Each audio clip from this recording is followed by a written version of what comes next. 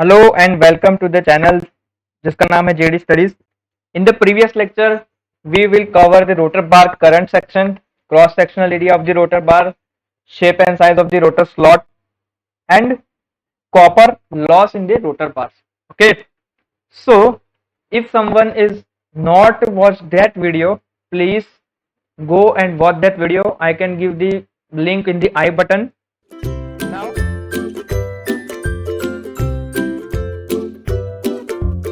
I button. Now today we are going to take the part 5 of the rotor design, okay, in which we will cover the end ring current. What is the end ring? So look here. Now we end ring current. What is the end ring? Look here. End ring is look like this. Okay, this is the end ring, and when rotor bar is connected with the end ring, this will look like this. Okay, so all the rotor bars are short circuited, okay, by the connecting them to the end ring at the both side. Now as the rotor are short circuited, there will be a current flow because induced EMF in the rotor bars. Okay, the distribution of this current and end rings are shown in the figure like this. Okay, look at here. The current will flow in the end ring, in the bars, and in the end ring. Okay, so considering the bars under the one pole pitch, here one pole pitch, half of the number of the bars and end ring carry the current in the one direction. Okay, look at here. I will change the fan color. Look at the current flowing in this direction. Look, and here current flow is in opposite direction. Okay, now thus the how can we calculate the maximum end ring current? So we have to take the sum of the average current in the half of the number of the bars and under the one pole pitch. Okay, so look at here, bar one pole pitch considering the similar current flow direction, but other pole pitch consists the opposite direction of the current. Okay, so we have to calculate the maximum current flow through this end ring. So how can we find? We have to take the sum of the average current in the half of the one number of the rotor bars at the one pole. Okay, so what is the maximum end ring current? What is the maximum end ring current? So maximum end ring current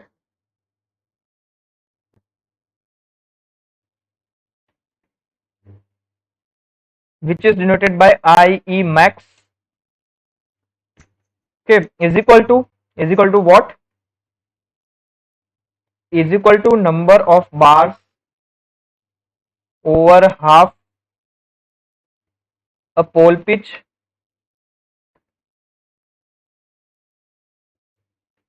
into IB means bar current but average. Okay, here is AV. EV means average. So what is the number of bar over the half pole pitch? Is equal to SR divided by 2P. What is SR? SR is number of rotor slot. Okay, and P is number of pole. Okay, 2 into P. 2 into P multiply by 2 by 5. Okay, and multiply we have IB max, then IB max, this value is IB average. Okay, so how can we write here? SR into IB max, maximum current, divided by 2 to cancel out, pi into P. Okay, so what is the RMS value? Here is the average value. Okay, but what is the RMS value? RMS value of current. So RMS value of the current is RMS value of bar current is IB is equal to IB max divided by root 2. Okay, so what is the value of IE max? IE max IE max is equal to SR into IB into root 2 divided by pi into P. How can we write IB into root 2? Here IB max, here in this equation IB max, we have to put IB max value here, IB into root 2. Okay, that's why IE max is equal to, what is the IE max is equal to SR into IB into root 2 divided by pi into P. Okay, now entering current RMS value. So RMS value of end ring current.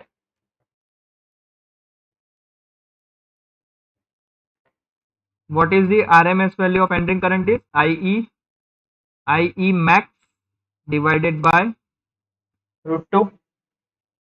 So what is the value of IE max? IE max is equal to SR into IB into root 2 divided by pi into P in divide here root 2 cancel. Then what is the value of RMS value of entering current? SR into IB divided by pi into P. This is the RMS value of entering current.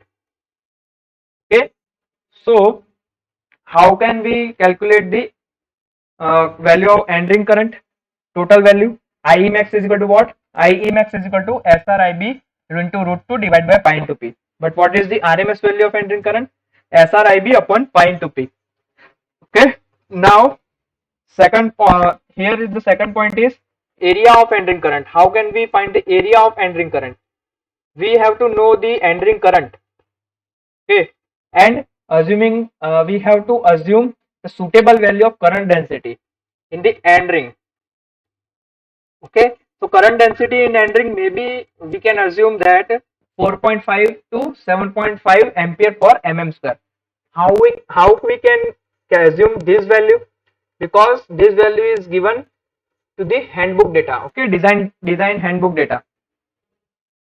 So I can insert the new slide. How can we assume area of end ring? How can we find the area of end ring? We have to know the value of current. We know the value of end current.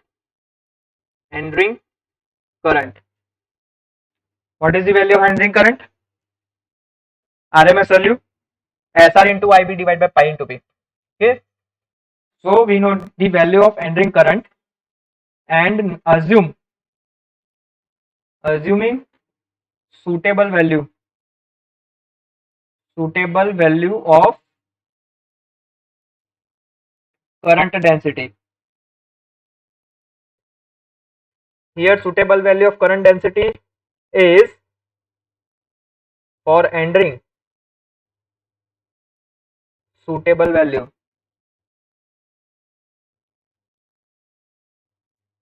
of current density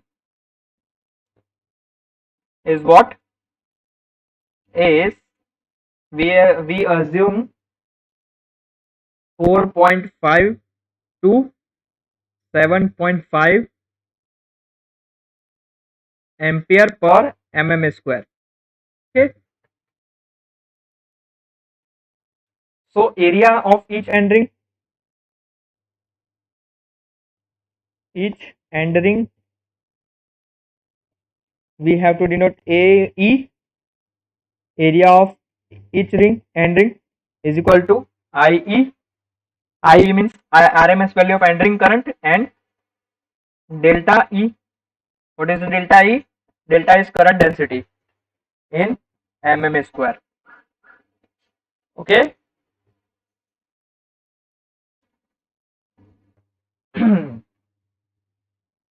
Other area, how can we find the area if we don't have the current and current density value? Then we have to calculate area of the each end ring with this equation, TE into DE. What is T? Where TE? TE is what? Thickness of the end ring. Thickness of end ring. And what is DE?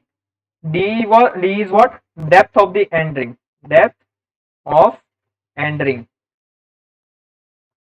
Okay. So we have two equations for finding the area of end ring. One is IE divided by delta E and second is T into DE. Okay. So here we can complete this squirrel cage design. Okay.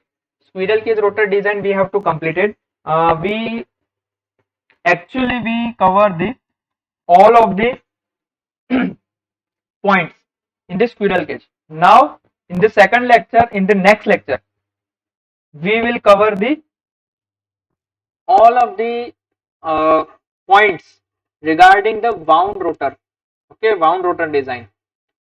Okay, so see you in the next lecture. Till then, you have to like this video, share and subscribe the channel. Okay, and press the bell icon so you will get notification if new videos come. Okay, till see you in next lecture. Till then, Jai Hind.